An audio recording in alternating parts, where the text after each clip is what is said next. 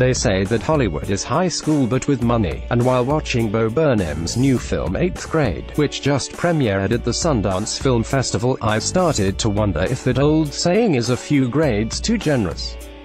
At first, this very specific junior high story seems to have little to do with Hollywood, except for the obvious observation that everyone had to suffer through 8th grade once, even the adults who are now rich and famous.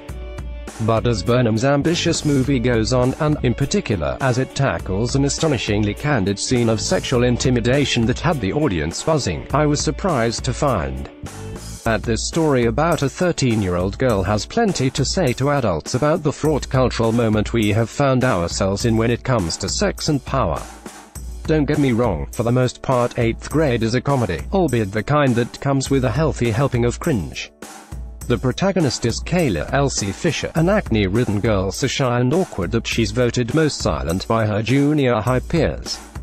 The only time Kayla feels confident enough to talk at length is when she's recording inspirational YouTube videos, though even then, she's emulating other teens who take to that format far more easily. Kayla may spend her webcam time delivering filibuster-length testimonials on how to be confident and access the real you, but in real life, she hasn't figured out how to do any of those things. The biggest mystery to her is the opposite sex. Kayla has such a crush on classmate Aiden, Luke Priel, that her world goes into slow motion when she spots him, though she's not attuned enough to her own still developing wants and desires to diagnose them. When horny Aiden asks Kayla if she gives blowjobs, she nonchalantly answers that she does before running home to look up exactly how oral sex works on YouTube.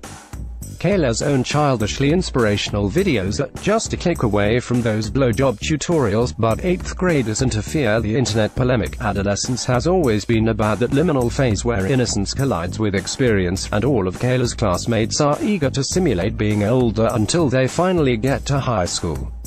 And that's where things get tricky.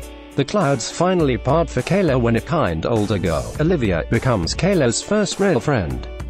Olivia and her pals are about to graduate from high school, but they let Kayla tag along with them to the mall, where she tries her damnedest to fit in and, on the ride home, suddenly finds herself alone with Olivia's friend Riley, Daniel Zolgardri. He pulls over, gets in the backseat with her, and instigates a fraught game of truth or dare with this nervous girl who is 4 years his junior. After a few minutes of insinuations, Riley asks Kayla, who has never kissed a boy, how far she's gone sexually. Third base answers Kayla, who has pulled the term from thin air. Off his reaction, she walks it backwards. Second base. Riley takes his shirt off, stares at Kayla further, and asks Kayla to tell the truth at pick a dare. When she chooses to tell the truth, he tells her, "You're no fun," until she consents to the latter. "Take your shirt off," he says to her. 13, inexperienced, and trapped in an older boy's car in the middle of nowhere, Kayla has no idea what to do. Despite his pressure, she refuses to take her shirt off, and when a pissed-off Riley returns to the driver's seat, Kayla begins to apologize profusely. She's certain that the error was hers. "I'm really sorry," she says, over and over. "I was trying to help you." Riley whines, telling Kayla that if she had gone all the way with him, he could have saved her from embarrassment later in life. Now, he claims, she'll be bad at sex when the time comes, and whoever takes her virginity will surely make fun of her afterwards. You could hear the audience gasp at that, though Kayla just takes it, goes home, and cries. On its own, the sequence would be tense and uncomfortable, but after months of sexual misconduct claims in Hollywood and an ensuing wave of change and debate that has happened all over the world, it was hard not to think of those real-life events while watching 8th Grade.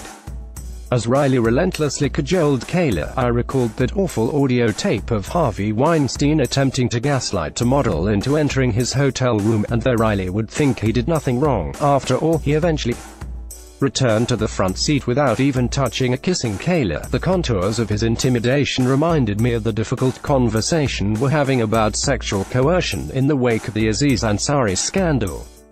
It maybe portrays a certain type of toxic male behavior that advertises itself as sweet and understanding and sensitive and is anything but, Burnham said during the post-premiere Q. Burnham, who found online fame early in his career as a young comedian, even alluded to similar events in his own life. Without getting too specific, the idea of being young and taken advantage of by someone older than you is not foreign to me personally, he said. I felt that it's true, it's something that happens, and it needs to be shown.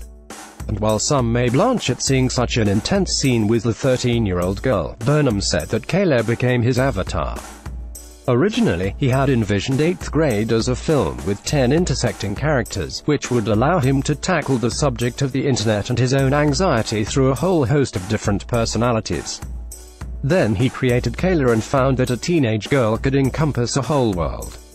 I stumbled on this voice, he told us, and found I could say everything I wanted and more through her. At Sundance, at least, audiences were eager to listen.